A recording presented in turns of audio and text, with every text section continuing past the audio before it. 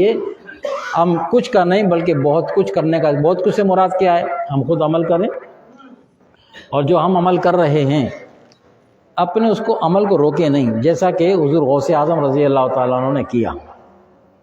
آج 11ویں کی ہم تک بات پہنچ چکی اور وہ جاری و ساری ہے، چل رہی، پوری دنیا میں چلتی ہے۔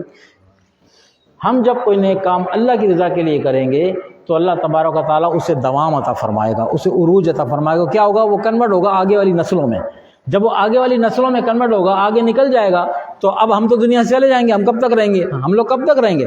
لیکن اگر ہم اپنی نسلوں کو کوئی اچھا کام دے کے جائیں گے اور وہ اس کام پہ لگ گئے تو ہم تو چلے جائیں گے، اور پھر انہوں نے اب آگے آنے والی نسلوں کو دیا تو وہ کام کرتے رہے، تو وہ نسل در نسل وہ کام چلتا رہے گا، اور اس نیک کام کا اجر و ثواب قبر میں آپ کو ملتا رہے گا۔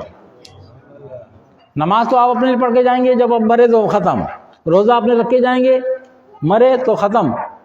حج آپ نے اپنے لیے کیا، مرے اینڈ ہو گیا۔